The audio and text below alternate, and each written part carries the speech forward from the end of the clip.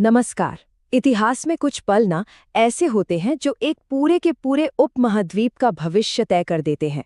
आज हम ऐसे ही एक दौर की बात करेंगे, मौर्य साम्राज्य की कहानी, भारत का पहला महान साम्राज्य। तो सवाल ये उठता है कि ये सब हुआ कैसे? कैसे छोटे छोटे राज्यों में बटी हुई एक जमीन एक साथ आकर दुनिया के सबसे विशाल साम्राज्यों में से एक बन गई? ये कहानी सिर्फ राजाओं और लड़ाइयों की नहीं है, बल्कि एक जबरदस्त आइडिया की भी है। और इस महान बदलाव की पूरी कहानी के सेंटर में थे सिर्फ दो लोग। एक नौजवान जिसकी आंखों में एक साम्राज्य बनाने का सपना था, और दूसरा एक बुद्धिमान गुरु जिसके दिमाग में उस सपने को हकीकत में बदलने का पूरा नक्शा था। तो आखिर ये सब शुरू कहाँ से हुआ? चलिए थोड़ा समय में पीछे चलते हैं। मौर्यों के आने से पहले भारत कई महाजनपदों यानी कि छोटे छोटे राज्यों में बटा हुआ था। सिकंदर के हमले ने उत्तर पश्चिम में एक पॉलिटिकल वैक्यूम बना दिया था और मगध पर राज कर रहा था घमंडी नंदवंश। मतलब स्टेज एक बड़े बदलाव के लिए पूरी तरह से सेट था। और इसी मौके पर सामने आए चंद्रगुप्त मौर्य।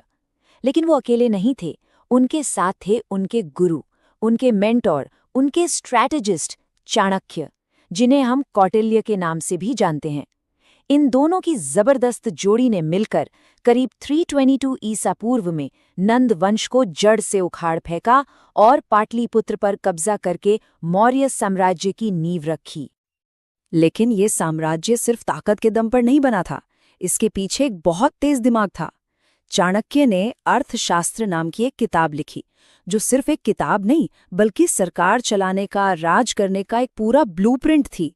इसमें डिप्लोमेसी, इकोनॉमी, जासूसी, एक राजा के क्या कर्तव्य हैं, सब कुछ डिटेल में बताया गया था। यही मौर्य एडमिनिस्ट्रेशन का आधार बना।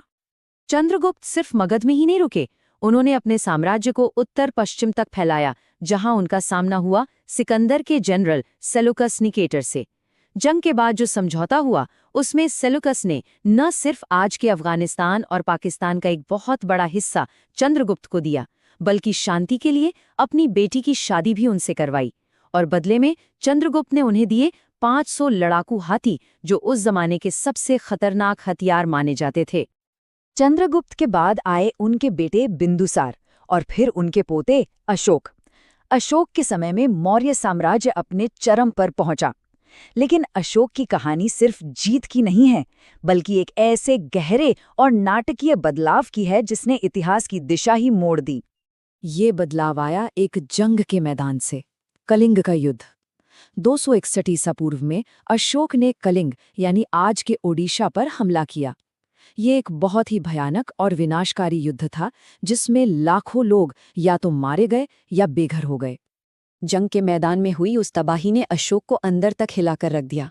उन्होंने अपने ही शिलालेखों में इस पर गहरा दुख और पछतावा जाहिर किया।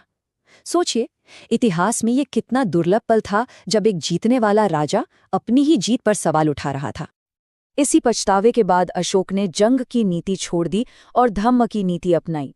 अब ये कोई नया धर्म नहीं था, बल्कि ये एक नैतिक कोड था, एक तरह की रूल बुक कि एक अच्छा इंसान और एक अच्छा समाज कैसे बने, जिसमें अहिंसा, बड़ों का आदर और अपनी प्रजा की भलाई सबसे ऊपर थी।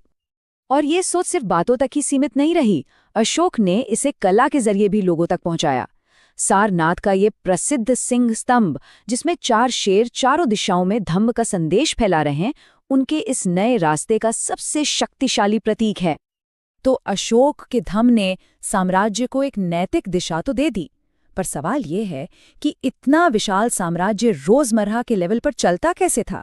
चलिए अब मौर्य प्रशासन की उस कमाल की मशीनरी को समझते हैं जिसने इस साम्राज्य को इतने सालों तक चलाया।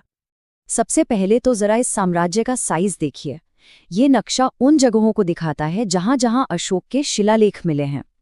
ये पत्थर पर लिखे हुए शाही आदेश थे, जो साम्राज्य के कोने कोने में जनता तक राजा का संदेश पहुंचाते थे।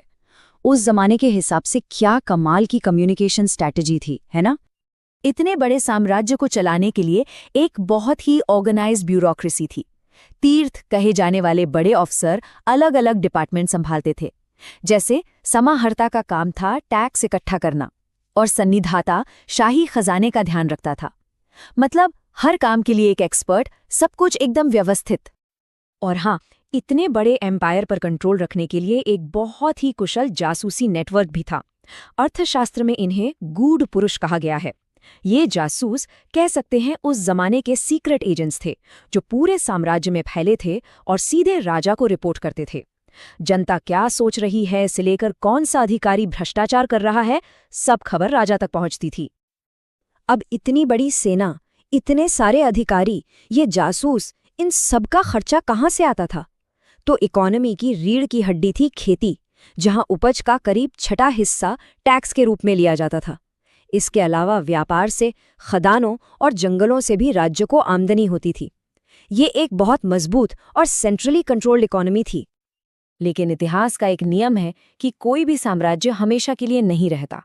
अशोक की मृत्यु के बाद मौर्य साम्राज्य धीरे धीरे कमजोर पड़ने लगा और आखिरकार उसका पतन हो गया। ये टाइमलाइन उस पूरी कहानी को एक नज़र में दिखाती है। चंद्रगुप्त के साम्राज्य की स्थापना से लेकर अशोक के सुनहरे दौर तक, और फिर 185 ईसा पूर्व में आखिरी मौर्य सम्राट बृहद्रथ की हत्या उन्हीं के सेनापति पुष्यमित्र शुंग के हाथों, और इसी के साथ भारत के पहले महान साम्राज्य का अंत हो गया। तो फिर मौर्य साम्राज्य की विरासत क्या है? सबसे पहले तो इसने पहली बार भारत को राजनीतिक तौर पर एक किया। इसने एक ऐसा एडमिनिस्ट्रेटिव मॉडल दिया जो आने वाले सैकड़ों सालों तक साम्राज्यों के लिए एक मिसाल बना रहा। और सबसे बढ़कर इसने अशोक के जरिए दुनिया को शासन का एक नैतिक नजरिया दिया। और इस बात का सबसे बड़ा और जीता जागता सबूत आज भी हमारे साथ है। सारनाथ का वही सिंह स्तंभ जिसे अशोक ने बनवाया था, आज आजाद भारत का राष्ट्रीय प्रतीक है। सोचिए, एक प्राचीन सम्राट का प्रतीक आज एक पूरे राष्ट्र की पहचान बन चुका है। ये अतीत का वर्तमान से एक सीधा कनेक्शन है। तो आखिर में ये कहानी हमें एक सवाल के साथ छोड़ जाती है। आज की इस दुनिया में एक ऐसे शासक से क्या सीखा जा सकता है जिसने अपनी सबसे बड़ी सैन्य जीत के बाद हथियार छोड़ दिए और शांति और करुणा का रास्ता चुना? ये एक ऐसा सवाल है जिसका जवाब शायद इतिहास की किताबों से कहीं ज्यादा गहरा है।